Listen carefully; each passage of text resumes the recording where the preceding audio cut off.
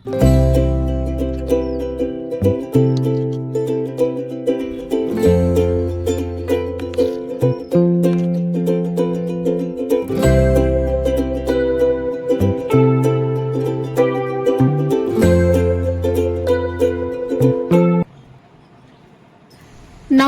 আমি রেখা।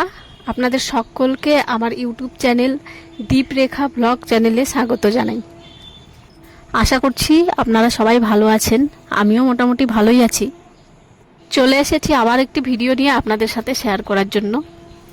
আজ সোমবার, তাই আজকের দিনটা আমার কাছে আজকে খুবই স্পেশাল, খুব স্পেশাল আজকের দিন। একটা কারণ হচ্ছে, শুধু সোমবার বলে নয়, কারণ সোমবার যেমন আজকে শ্রাবণ মাসের প্রথম সোমবার, এটার দিক থেকেও যেমন স্পেশাল, ঠিক তেমন আরেকটা স্পেশাল আছে আমার জীবনে আজকের দিনটা, যেটা হচ্ছে আজকে 7 মাস, আমার প্রেগনেন্সি 7 মাস কমপ্লিট হলো। 8 মাসে আজকে পা দিল। এটা আমার কাছে সত্যি খুব স্পেশাল আজকে। এভাবেই আমি আমার স্পেশাল দিনগুলো গুনছি আর পার করছি। সত্যি বলতে যত দিনগুলো পাশে আসছে, যেমন খুশি হয় এক একটা মাস পার হওয়ার পর, যখন কমপ্লিট হওয়ার পরে মনে হয় যে যাক 6 মাস 7 মাস পার হয়ে গেল। যেমন খুশি হয় ঠিক তেমনি কিন্তু পাশাপাশি টেনশনটাও চলে আসছে এখন, কারণ যত দিনটা এগিয়ে আসছে ততই এখন মানে মনে একটা ভয় হচ্ছে, অনেক টেনশন হয় এখন। তাছাড়া টেনশন হওয়ারও কারণ আছে, কারণ আগের তুলনায় আমার শরীরটাও এখন আর অতটা ভালো থাকে না। কারণ হচ্ছে যত দিন যাচ্ছে তত আমার ওজনটা কমে যাচ্ছে এখন। আমি ঠিকঠাক খেতে পারি না, খাওয়ার অসুবিধার জন্য, জানি না কিসের জন্য হচ্ছে এরকম। কিন্তু আগে যেই ওজনটা ছিল তার থেকেও আমি 4 কিলোর মতো কমে গেছি, অনেকটাই কমে যাওয়া এটা। এই নিয়ে আমিও চিন্তায় থাকি আর আমার বাড়ির লোকও ভীষণ চিন্তায় থাকে যে কি হবে, কিভাবে ওজনটা বাড়াবো। ডক্টরের কাছে যাচ্ছি, ডক্টর খাওয়ার ওষুধ দিচ্ছে, দিচ্ছে, এগুলো খাচ্ছি, ঠিকঠাক খাচ্ছি। খাওয়া দাওয়ার পরেও জানি না কেন 1 মাস পর আবার যখন যাচ্ছি দেখি আবার 1 কিলো কম। এরকম হচ্ছে আমার সাথে। কোনো রকম মাছ মাংস সবজি কোনো তরকারি খেতে পারতাম না আমি মোটামুটি 6 মাস পর্যন্ত। এই 7 মাসে পরে একটু করে সবজি খাই। সবজিটাই আমার মোটামুটি এখন ভালো লাগে, কারণ মাছ মাংস খেতে পারি না এখনও আমি। ডিম খেতে পারি না, মাছ খেতে পারি না, মাংস খেতে পারি না। তারপরে এদিকে আর দুধটা খেতে পারি, দুধ দিয়েই বেশিরভাগ খাই আমি, দুধটা খেয়ে থাকতে পারি। আর আমার সব থেকে মেন প্রবলেম হলো ভমিটিংটা, কারণ আমার প্রথম থেকেই ভমিটিং হতো। প্রথম দিকে তো প্রচুর ভমিটিং হতো, দিনে 6 বার 7 বার এরকম ভমিটিং করেছি আমি। তারপর হচ্ছে জলটা পর্যন্ত খেতে পারতাম না, কিন্তু ধীরে ধীরে ওটা ডক্টরের কাছে গিয়ে ওষুধ খাওয়ার পরে ওটা ধীরে ধীরে কম হয়। কিন্তু এখনও মানে প্রতিদিন রোজ আমাকে দিনে 1 বার 2 বার ভমিটিং করতেই হবে, এরকম অবস্থায়। তাছাড়া কোনো ফলও হজম হয় না, খাওয়ার পরে ভমিটিং হয়ে যায়। সেজন্য শুধুমাত্র কলা, দুধ আর হালকা করে বেদানা একটু করে খেতে পারি, তাছাড়া আর কোনো ফল আমি খেতে পারি না। রোজ আমি 4:30 5টার মধ্যেই ঘুম থেকে উঠে যাই, কিন্তু 2 দিন থেকে আমার শরীরটা এতটাই খারাপ লাগছে যে সেজন্য আমি আর সকালবেলা উঠতে পারি না। তাই আজকে আমার ঘুম থেকে উঠতে দেরি হয়ে গেছে, এখন প্রায় সকাল 7টা মতো বাজে। আর এই সকাল সকাল এত গরম হচ্ছে, আমার এমনিতেই এত গরম লাগে এখন, কিন্তু তবু সকালবেলা আজকে ওয়েদারটা এত ভালো, তবু এত গরম লাগছে আমাকে যে ফ্যান চলছে তবু মনে ঘেমে যাচ্ছি আমি। তার পাশাপাশি আমার এই আমার ডান পায়ে এত টান পড়ে যে মানে ঘুম থেকে উঠতে আমার সত্যি অনেকক্ষণ টাইম লেগে যায়। পুরো পায়ে এত টান পড়ে, ব্যথা করে একবারে করে উঠতে পারি না আমি। যত দিনগুলো মাসগুলো পার হচ্ছে, দিনটা আমার কাছে আসছে, ততই যেন সব সমস্যাগুলো আমার বাড়ছে দিনে দিনে। আমি আছি এখন আমার বাবার বাড়িতে, আর আমার শরীরটাও যেমন অসুস্থ, ঠিক সেরকমই আমার বাবার শরীরটাও অসুস্থ। আমার বাবা অতটা ভালো না, শরীর খুব খারাপ। মাঝে একদিন অ্যাক্সিডেন্ট হয়েছিল আমার বাবার, সেই অ্যাক্সিডেন্টেই মাথায় চোট পেয়েছিল, তখন থেকে একটু বাবার শরীরটা খারাপ। আর আমাকে আর আমার বাবাকে নিয়ে আমার মা প্রচুর চিন্তায় থাকে এখন, প্রচুর। তবে যাই হোক, এখন আমার বাবার শরীরটা যথেষ্ট সুস্থ হয়ে গেছে, এখন মোটামুটি ভালো আছে আমার বাবা। আমি শুধু ভাবি যে এরকম খারাপ সময়ের সময় আমার মা আমার পাশে না থাকলে কি হতো। সত্যি এখন যে মা কি জিনিস তা এটা এটা বলতে নেই যে এখন বুঝতে পারছি সেটা নয়, কিন্তু সত্যি এরকম সময়ের সময় যে মা কি সেটা সত্যি বোঝা যায়, যে একটা মেয়ে যখন মা হয় তার পাশে মা থাকাটা কতটা জরুরি এখন বুঝতে পারছি আমি।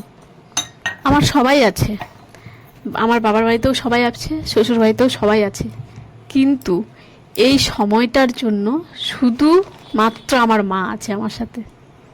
যতই খেয়াল রাখুক না কেন, কিন্তু মায়ের মতো করে খেয়াল অন্য কেউ রাখতে পারে না।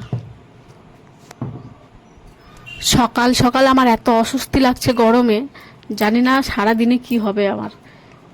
এখনও তো কোনো রৌদ্র হয়নি, কিছুই হয়নি। এত সুন্দর ওয়েদার বাইরেটা, দেখুন বাইরেটা দেখতে সত্যি খুবই সুন্দর লাগছে, এত শান্ত, এত ঠান্ডা, দেখেই মনে হচ্ছে ঠান্ডা, কিন্তু আমার এত গরম লাগছে যে আমার মানে অস্থির হয়ে যাচ্ছি আমি, এরকম অবস্থা। রোজ সকালে উঠে একটা দুটো করে আমার মায়ের হাতের কাজগুলো আমি করে দিই, কিন্তু আজ যেহেতু লেট হয়ে গেছে ঘুম থেকে উঠতে, আজকে আর কিছু করতে পারবো না। আমি জানি আমার মায়ের এতক্ষণে সব কাজগুলো করা হয়ে গেছে। আর বৃষ্টিতে ঘর বাড়ির যা অবস্থা হয়েছে এখন, মানে দেখার মতো না। কালকে সারাদিন বৃষ্টি হয়েছে, কালকে সারাদিন বৃষ্টিতে এরকম আবার শ্যাওলা শ্যাওলা হয়ে গেছে, কিন্তু রোজই মোছা হয়, তবু এরকম অবস্থা হয়ে যায়।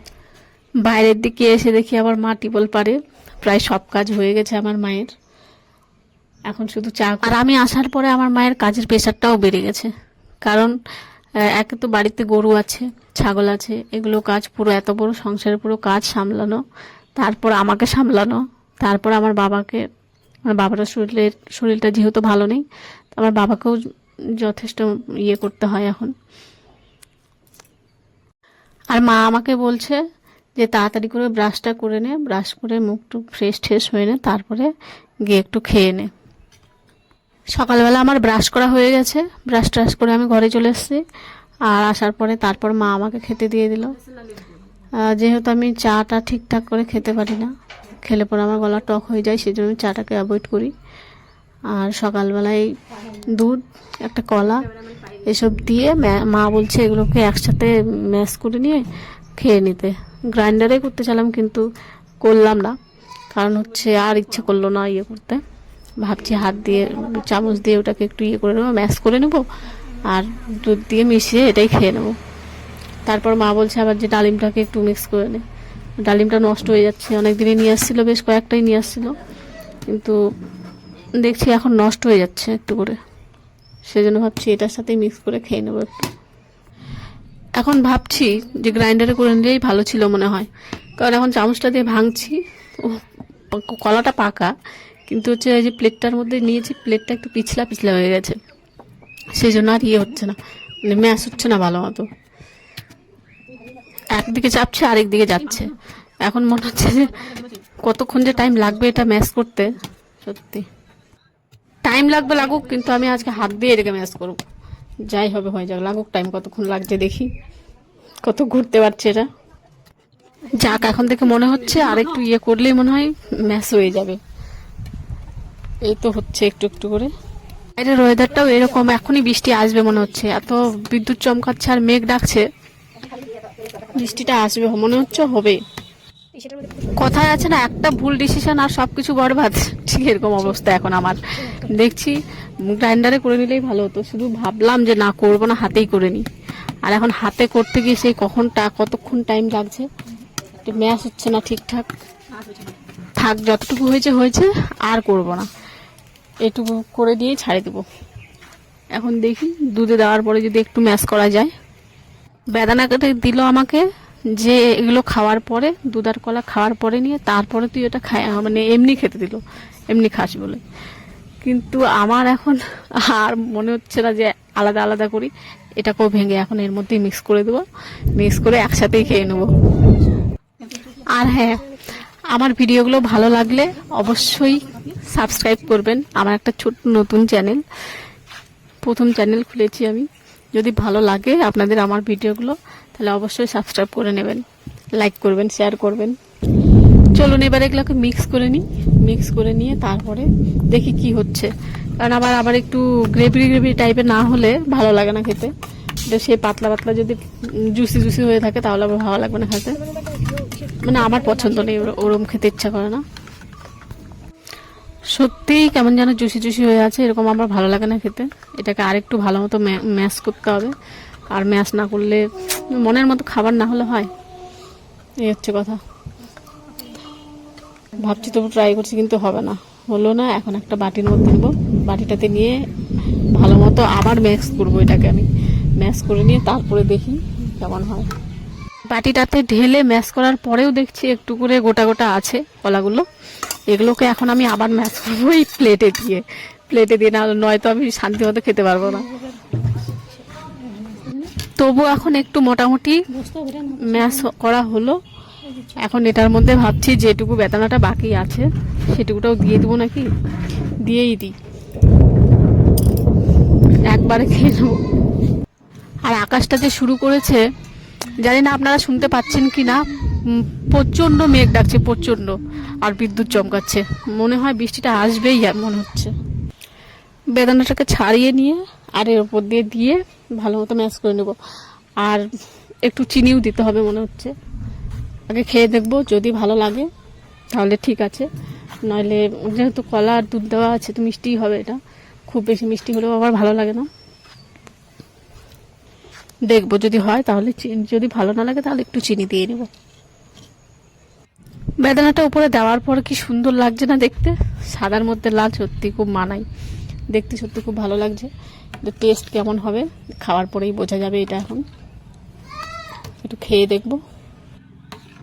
এটা দেখতে কিছুটা কিসের মতো লাগছে বলুন তো, যখন সত্যনারায়ণ পূজা করা হয় আর যে মহাপ্রভুর যে প্রসাদটা করা হয়, আমরা মৌখিক প্রসাদ বলি যেটাকে, দুধ কলা আর ওই আটা দিয়ে যে প্রসাদটা বানানো হয়, ওই প্রসাদের মতো লাগছে না দেখতে। একটু খেয়ে দেখলাম মিষ্টি একটু কম লাগছে, সেজন্য ভাবলাম একটু হাফ চামচের মতো চিনি মিশিয়ে দিই, তাহলে মিষ্টিটা ঠিক হয়ে যাবে। আর ভালো মতো মিক্স করে নিচ্ছে এটা এখন। এটা নিয়ে তারপর আমি একটা কাপের মধ্যে ঢেলে নেবো। আবার তা আমি একটু খেয়ে দেখলাম, ভালো লাগছে খেতে, টেস্টটাও বেশ ভালো এসছে। যেহেতু দুধ দেওয়া আছে জন্য দুধের টেস্টটা আমার খুব ভালো লাগে। বলতে বলতে বৃষ্টিটা চলে আসলো, বৃষ্টি হচ্ছে এখন। আর আকাশের অবস্থা সত্যি খুব একটা ভালো না, মনে হচ্ছে এই বৃষ্টি শুরু হলে আর সারাদিন আর ছাড়বে না। দুদিন বৃষ্টি ছিল না, কিন্তু এখন মনে হচ্ছে আজকে শ্রাবণ মাসের প্রথম সোমবার, সেই জন্যই মানে বৃষ্টিটা হচ্ছে নাকি। না তেমন কোনো ব্যাপার নয় আসলে, বৃষ্টিটা শ্রাবণ মাস, এটা বৃষ্টি তো হবেই। কি মেঘ ডাকছে জানি না, আমার ভয়েসটা কিরম আসবে না আসবে আমি কিছু বুঝতে পারছি না। যাই হোক, বৃষ্টিটা আসার পরে আমার যা গরমটা লাগছিল সেই গরমটা এখন একটু কমে গেছে, আমাকে একটু এখন ভালো লাগছে, স্বস্তি বোধ করছি এখন আমি। বেশ ঠান্ডা ঠান্ডা বৃষ্টির যে ঠান্ডা আবহাওয়াটা সেটা আসছে জানলা দিয়ে, সত্যি খুব ভালো লাগছে। সকাল থেকে যা গরম ছিল বৃষ্টিটা হওয়ারই ছিল। এটা আমার বানানো হয়ে গেছে কমপ্লিট। আর এতক্ষণ ভিডিওটা দেখার জন্য ধন্যবাদ আপনাদের সবাইকে। আমার ভিডিওটা আমি এখানেই শেষ করছি। দেখা হবে আপনাদের সাথে আবার একটি পরবর্তী ভিডিওতে। অবশ্যই আমার চ্যানেলটাকে সাবস্ক্রাইব করে নেবেন, লাইক করবেন, শেয়ার করবেন।